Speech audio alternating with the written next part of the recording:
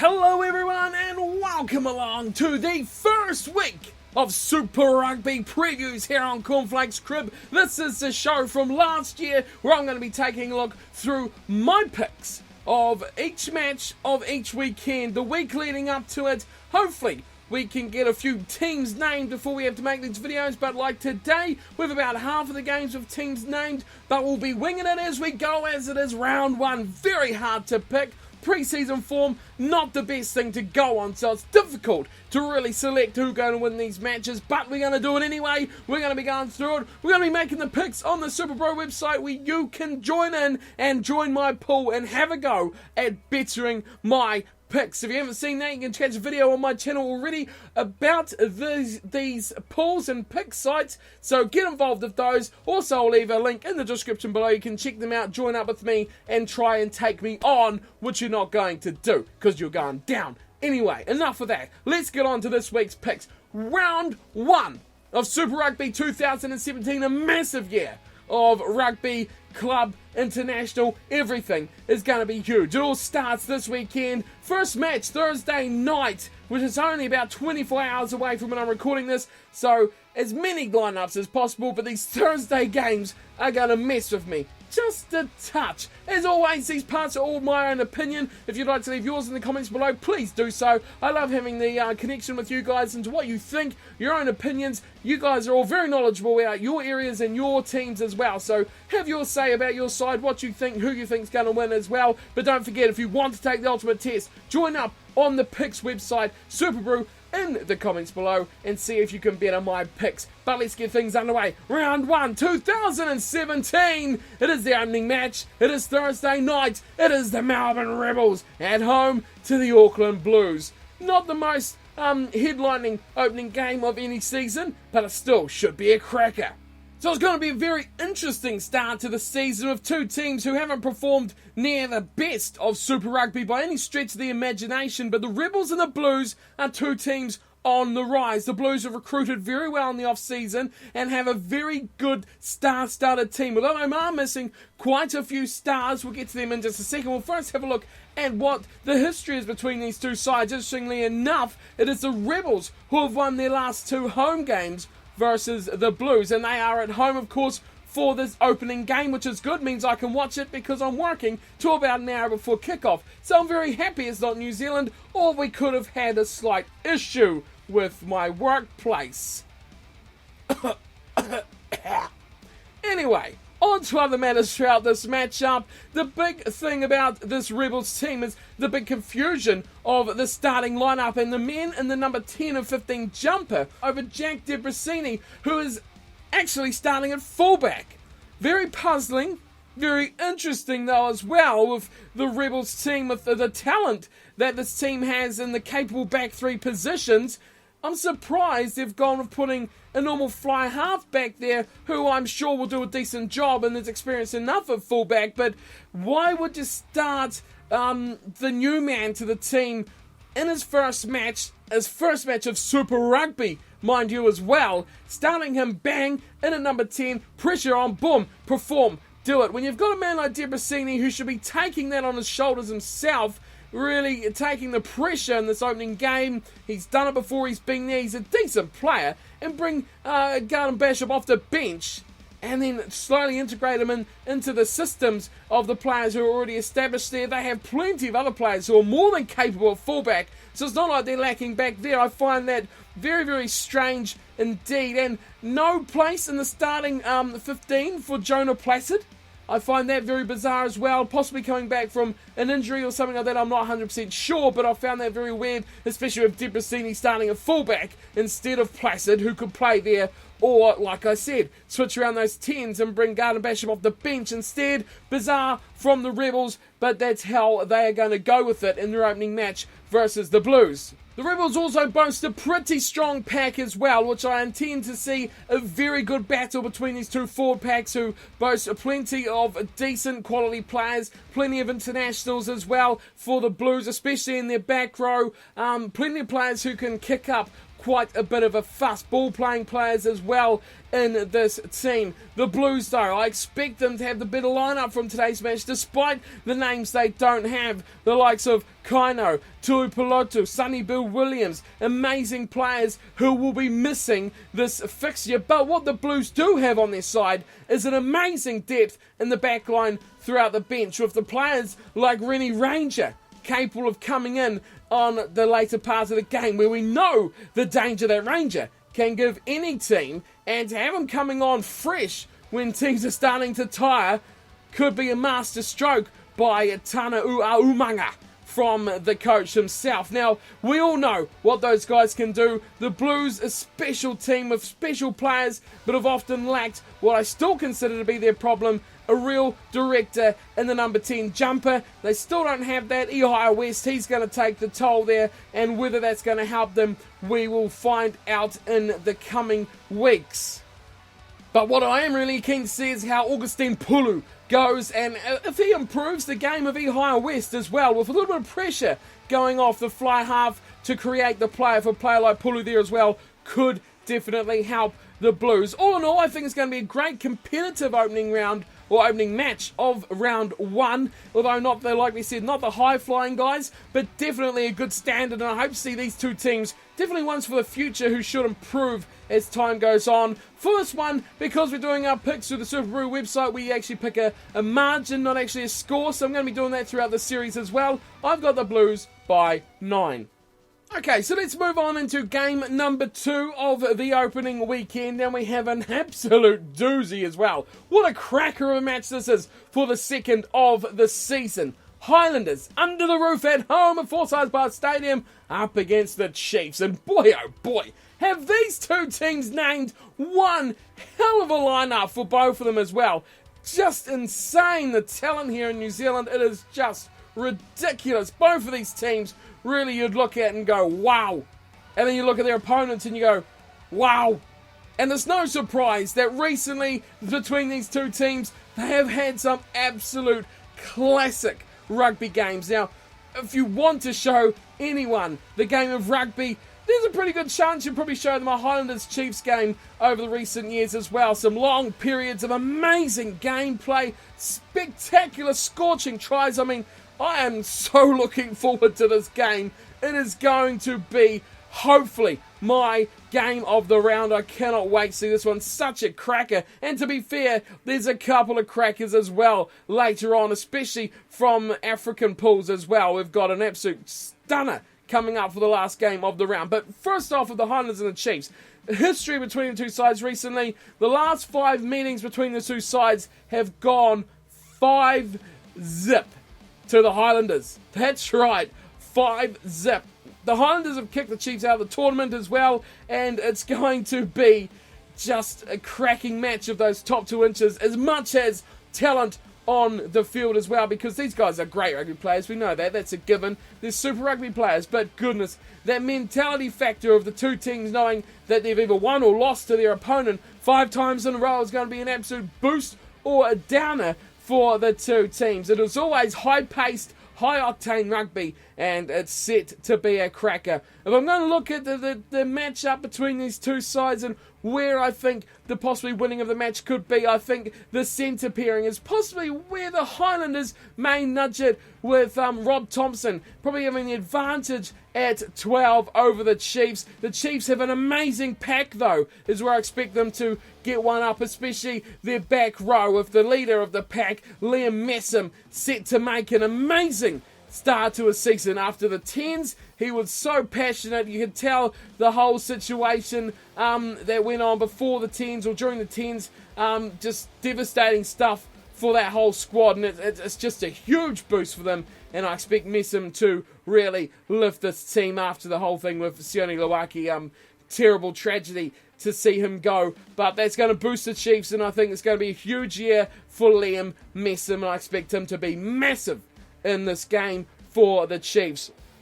Well, we've talked about electric backlines. Those two should be a classic battle. The back three, though, especially, is what I'm excited to see. The likes of Damien McKenzie and Ben Smith. I mean, match-up of plenty. Pulu and Lowe for the Chiefs up against Naholo and Lee. Wow, that is some amazing players in the back three for these two teams. I cannot wait to see what that entails. But the big battle I'd like to see here that could really tell us the future of these two teams will be 9 and 10. Aaron Smith and Lema Sopawanga up against Tuwira Barlow and, of course, Aaron Cruden. That's going to be massive for me.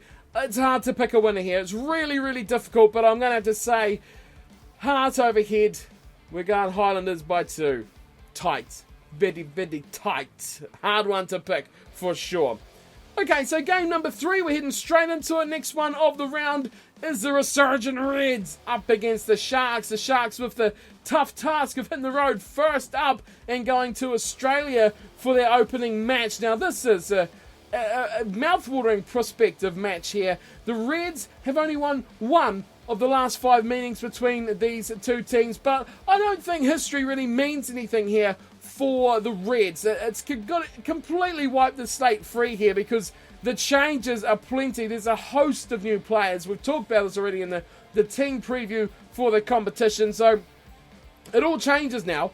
The Reds have a whole new team, a whole new lineup. The Stars are back, and they have a fresh slate to start from as well. Straight off the whistle, it's really tough for the Sharks. They have to travel to go to Australia. It's either going to hurt them or it's going to help them. When they look back here at the start of the season, if they get a couple of favourable results, they'll go back to South Africa with some points in the bank, knowing that they don't have to go back to Australia. That is massive. To have that confidence in knowing that you're going to be around home, at least in South Africa for the most part, getting that tour out of the way, a couple of positive results is all they need, and it's either going to help them if they do, but on the other hand, if they don't get those couple of positive results, it's going to put huge pressure on the rest of their season. If they go back to Africa with 1 point, maybe 1 bonus point or something silly like that, that's going to really put the clompers on them big time to get some results later on in the series. Now, Soren Bosch is starting at fullback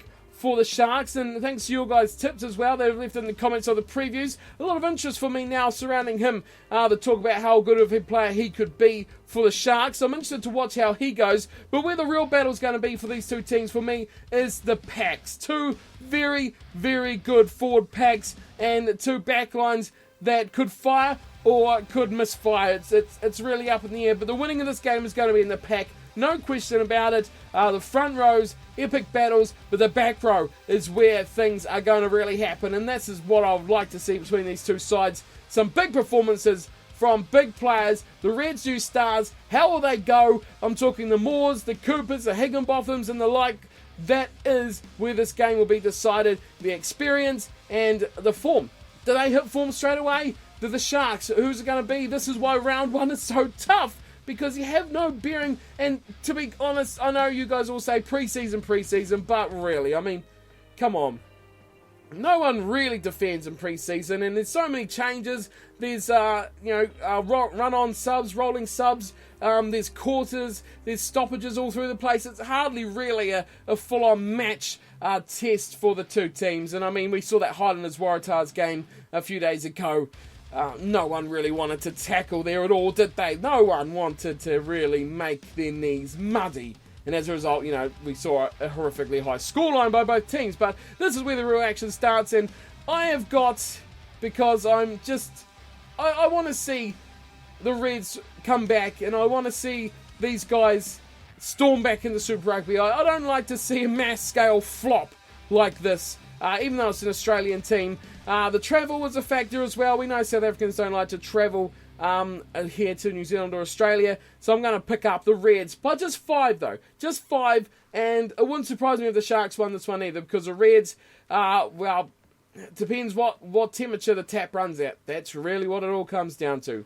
Tough one for round 1 as well. Very, very tough. What's not so tough, on the other hand, is our 4th match of the weekend. And it's the Sunwolves up against the Hurricanes. Defending champions versus the team that learned a lot last year, but really never threatened to do much about it. Oh, they had some really great moments. The Sunwolves Japanese rugby has progressed in leaps and bounds. There's no questioning that whatsoever. But, you know, if ever there was a chance for them to make a statement in Super Rugby, this is it. This weekend is it. If they come out here and beat the Hurricanes, there's going to be some real turning heads saying, what just happened? What on earth just happened? The star-studded Hurricanes team go down to the Sunwolves, I hear? No, surely not. If they could do that, wow, it would just blow this competition completely in pieces. It would just absolutely smash any sort of predictions or forms or whatever you want out the window. It would just be insane if that could happen. But there's a lot here to gain for the Sunwolves. They've got to gauge themselves again. They've got to get their continuity back again. New players into the team, defending champions. It's a very tough way to start. It's a ridiculously tough way to start, to kick off against a team who won last year, who hasn't really changed their team. It's pretty much putting out the same lineup as they would last year as well when they won. It's insanely tough. The teams haven't been named as yet, but the Canes, we've seen their squad. I'm picking them to go top of New Zealand Conference, and to say that, you wouldn't pick them to lose to the Sunwolves or the Kings, would you? Superstar team, superstar name, superstar depth, a super squad. The Sunwolves get the notepads out, write some lessons down, and take them into round 2 and try to execute them, because I can't see this being a very fun night for you. Despite being at home, it'll be a packed house, and I do hope they get a bit of enjoyment out of it, but I've got the Hurricanes by 22. Big win. Richie Beno win, 22. Anyway, on to our 5th match of the weekend. It is a very interesting matchup as well. The Crusaders up against the Brumbies. This one could be interesting. Now, we know what's happened to the Brumbies. We've already talked about that. We don't need to go over it again. The mass exodus from the team. And the Crusaders, well, they are the perennial bad starters of Super Rugby. They never get off to a good start. And very rarely they win much of their first few games. And then they come storming back. And they charge their way into the nitty-gritty end of the season. They can't afford to do that again. A team with their history and their records, they need to sort out the start. They are one of the iconic Super Rugby sides, yet they can't start well. And if ever there was an opportunity, it is right now, this year, 2017, against the Brumbies, who look a shadow of their former self. They are, of course, travelling across to New Zealand, playing this one in Christchurch. What can we say about the Australian funnel that is the Brumbies? There's not much light at the end of their tunnel, for a while at least anyway, and they could find things quite tough to start off with. They need to quickly establish themselves. They need to quickly establish a fly half as well. At least if they pick the young man Herrera from Southland, you have a bit of familiarity with New Zealand conditions. We're clutching. We're really clutching at those straws for something for the Brumbies to hang on to. But that's about all we can really go for. The rookie 10, who really starts, just is in there as well. But it's really going to be tough when the Crusaders have gone through that tough patch of blooding a rookie 10 and Richie Mo'unga, and now they're starting to reap the benefits of what he can do. It puts a pressure on the Brumbies, and I don't know if they've got a superstar there. It's going to be a while before we find out whether they have a superstar there, and this is where they're going to miss Christian Leali'ifano big time for hopefully just most of the season, but it looks like probably will be all of it. But the Brumbies have got big tasks to do. They're going to have to rely on the key men, especially in the back line, the Kurandranis and the likes that can definitely hold up this team. They have to rely on players who have been there, experienced players. They've still got plenty of players who know how to play Super Rugby as well. So they've lost that cream of the crop at the top, but still that crunchy layer underneath still remains for the Brumbies, and there's still a possibility to do some damage, but I don't think they're going to threaten anyone, and I don't think they're going to threaten the Crusaders anyway, who have a star-studded team as well. Interesting to see how the likes of a Digby Ioane goes. Of course, he's going to be a massive part of their season. Of course, new man coming in at scrum half, of course, Bryn Hall, if he gets a start, will be very, very interesting as well. But there's all the All Blacks in there, like the captain, Kieran Reid, plenty of him to focus on as well. So we'll see how those teams go for the future as well. For the Crusaders, they've got plenty to learn about. The Crusaders, they've got a lot of changes as well. Seta Tamani Valu is another one who could really come into his own throughout this season for the Crusaders. But overall, I've got the Brumbies going down in a heap here. And Crusaders, despite the normal slow start, I've got them coming out on top by 15 points over the Brumbies. Next up, we travel our way across the ditch back to Waratah land, where they're up against their bogey team. That's right, the Western Force are in town for the Tars, and this one could be interesting because, interestingly enough, this could get messy for the Waratahs. Like I said before, bogey team, big bogey team for the Waratahs. 3 out of their last 5 meetings has seen a Force win. Now, that is really a good quiz question because you wouldn't have thought it. You'd never have thought it because the Force are normal strugglers and the Waratahs normal league leaders, but they just have something that the Waratahs can't handle. Was it the underappreciation of the Force? Taking them too lightly? I highly doubt it, especially 3 times of the last 5. Maybe 1 you could say, yeah, I know, with the Crusaders don't perform the best against the Force either. And with the Force improving, is there a death possibility that the Force could snatch another one here for their team? The best Australian team is the Waratahs, there's no question about that, but they've got the pressure to perform on that as well. While the Western Force, on the other hand, have a whole host of new talent. Their team is very much improved, a great-looking pack that could really control this game and push around the Waratahs team if they come to the party. It's a great chance for the Force to go 1-0, and sometimes we've seen this Force team actually have decent starts to the season, but fall away. If they could get a win first up here against the Waratahs, that would put a few teams in just a little bit of shock as well. Imagine the shocks we could have this round if we see the Sunwolves beat the Canes and the Force beat the Waratahs again. Imagine that. It won't happen. No chance. But the Force, though, more possibility than the Sunwolves to take the win. I actually have them, believe it or not. I would like to see it. The Force by 4 is my pick. Now, there's going to be some key performances here by some very, very key players for the Western Force. Their new additions are going to be big, but mainly it's going to come down to their pack, especially the front row here of the Force. That's where they have to win this game. They have to control this game. And the Waratahs, they need to look to their experience. They've still got the Phibbs and Foleys. They've still got those guys that can do the hard yards in there as well. So that's going to be where this game could be decided. The Falaus, the Horns, of course, and the back line and the back 3, that can definitely do some damage. So I'm quite intrigued to see how this game goes. The Waratahs definitely could be in a spot of bother if they don't hit their straps first up, because the Force are a team that kind of gets a sniff and they jump on the opportunity at the throat almost. They're kind of relentless when they get a taste of it. And against a team like the Waratahs, why not? Why not? Get the Force off to a good start. I am keen to see that one. So like I said before, Western Force by 4 over the Waratahs. Love that one. Right, next up we have the Cheetahs. They're at home to the losing finalists from last year, the Lions. Now. All you Cheetahs fans out there, put away the pitchforks, I beg you. Put them away. Put them back in the shed. It's not all bad news. I don't have anything bad to say about the Cheetahs this year, except their history. But like you've all told me plenty of times, I've heard it, the comments, I read the comments. I don't ignore you guys. I definitely hear what you will say, because you guys, South African experts, I hear you. I hear what you're saying. Currie Cup champions. Best domestic competition in the world, the Currie Cup, and the Cheetahs, they are the champions. They have a very good record. Can they convert it to Super Rugby? They haven't yet.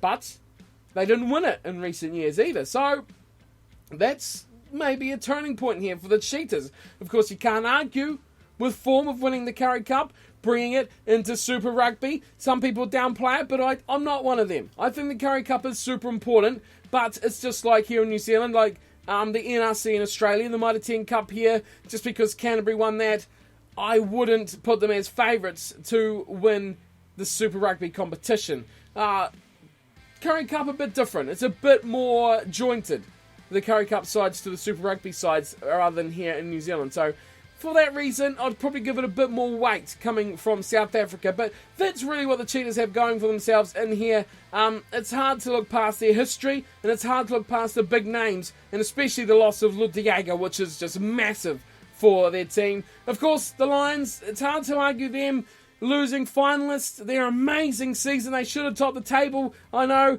keep on batting that door down about how they've sent the wrong team and weakened side. I know, I'm sorry, Lions fans. I'm sorry, but it just has to be said. You shot yourselves in the foot. You should have won that competition last year. I'll keep saying it 100 times over. The Hurricanes are great. They're a good side, but it would have been so different if the final was in South Africa. That is the difference. Equally the best. I think the Lions were probably the best side last year. It's hard to look past them. But because of all the comments I've received from you guys, I'm going to back you. I'm going to back you and say Cheetahs by a point. How about that? Does that deserve a thumbs up? Hit it. Push it now. Down there. Hit it. Thumbs up. Cheetahs, 1 point. Booyah. That's all I got to say on that one. Again, no lineups, no teams, but hard to see where they're going to really pressure who's missing, who's not making the cut for the opening round of the game. But South African derby to start things off. Cheetahs and Lions, the two cats. What else could you say? Curry Cup is the backing for a 1 point win to the Cheetahs. On to our second to last match for the opening weekend. We have a full range of match, all the teams in action, of course. And this is where she all goes downhill with the Kings. They're up against the Jaguars, though. That is going to be interesting. It's the first lesson we're going to see for the Jaguars, what they've learned over the last 12 months. I certainly hope so. Amazingly, believe it or not, these two teams are actually 1-1 between them after last year. 1 win each. Bizarre. The Kings actually beat the Jaguars 3 or 4 rounds before the end of last year. That concerns me quite a bit. Now, I hope they've learned something from this. That is the Jaguars. I hope they've learned something. 29-22 the score on that day as well to the Kings. They actually won a game, I know. Well done, Kings. But, you know, any player who remembered that day is probably down at the gym training for another club or trying to find a contract somewhere with his agent because they've taken over their whole team. I've said enough about the Kings getting rid of their whole team. So, what do I know about the Kings? Nothing, really, to be honest.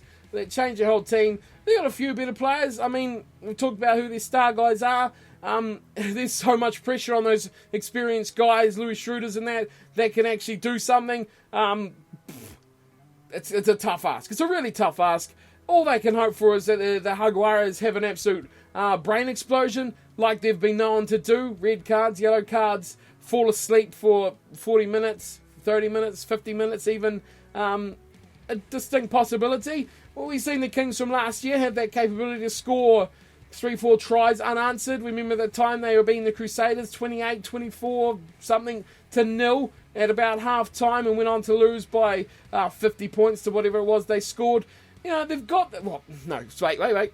They had that capability, which they have now uncontracted them all. But, you know, do they have more superstars? Do they have more players who have that capability that could be superstars? We'll only find out. I think this game is going to come down to one thing, and it's going to be whether the Jaguars turn up. If the Jaguars perform or not. That's what will be decided. Ultimately, I think the Jaguars could play quite poorly and still win this game. But like I said, last time they met, the Jaguars lost by 7 points. So, you can't really put all your eggs in that basket, but I'm going for a Jaguars 18-point win over the Kings. Because they're going to turn up, they're going to sort their discipline, they're going to be picture players, and they're going to be beauties, even though these new rules are coming for tackles, and it's probably going to make it worse for the Jaguars. But I hope not, because it's all about positivity, and the Jaguars are going to deal to the Kings by a good margin of 18 points, which leaves us with just one game to go, and this is one I talked about earlier. This is a rip snorter, a sniff huggler. Whatever you want to call it, let's make up new words. A great game. It's going to be a stunner. It's going to be a brilliant game. The Stormers at home versus the Bulls.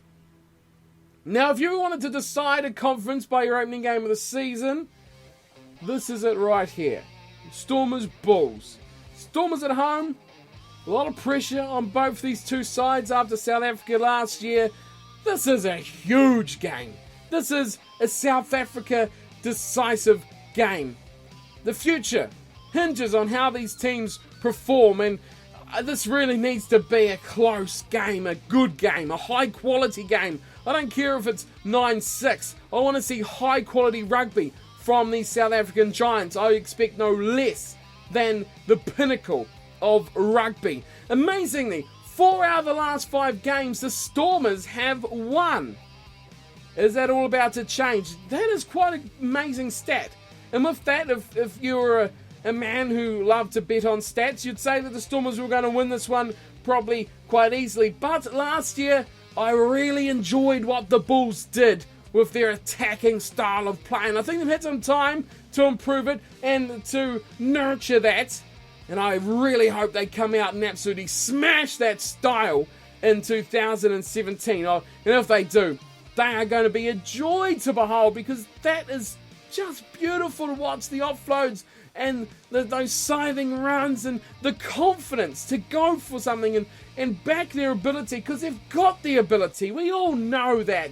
South Africans are not bad rugby players. It's that confidence, it's that game plan that they need to execute, and they did it a bit last year.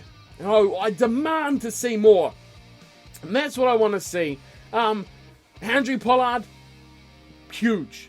A huge decisive factor in this match. And the big battles I'd like to see here decided. It's the second row and the centres. I mean, the game decided in 2 crucial places. Set piece, defence and attack out in the back line. It's going to be a great game. There's names throughout here that will really feature heavily for both of these two sides. The Stormers a bit light now with the centres, with the losses of Yuan de Jong and of course Hugh Jones away with Six Nations duty and things like that, so they could be a bit light earlier on, and to have such a crunch game when you're missing a couple of players for some different reasons could be the decisive factor, and really not fully based on that, but mainly down to the style that they're trying to play. I think that style could be a game changer in South Africa, and it could change the whole landscape of South African rugby if they can really smash it and transfer that to international level.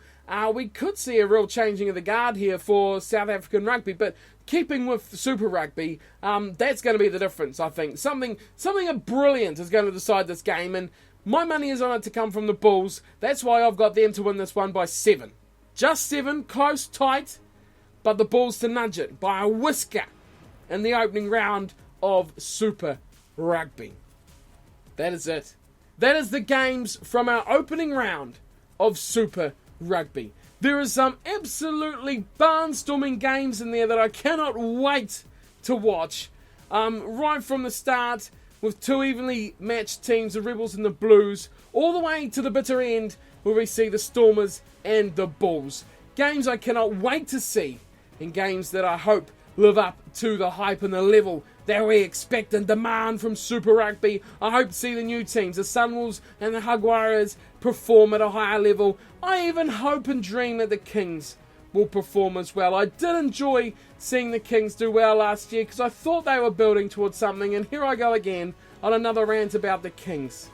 This really annoys me. It really, really annoys me. I can't get over what they've done. But I really hope they all perform. I hope we have a nice close tournament this year. I see some absolute talent throughout these teams, and it's all going to come down to fitness, injuries, and form, of course, right to the end. May the best team win. Let me know who you think is going to win the tournament. Those are my picks for round 1. Remember, if you want to get in picks involved as well, you need to hit up the link below in the description, SuperBru website, where we have a fantasy team and, of course, a predictions score pool going on. Cornflakes Crib, you can catch me on there. Take me on at my picks, and like you guys did last year, we had a few of you making picks as well throughout the year. We're doing it on the website now, so I'll let those guys do all the hard maths, and we'll be checking in with that for next week's preview. We'll have a look at a bit of a review of results and see where we sit on the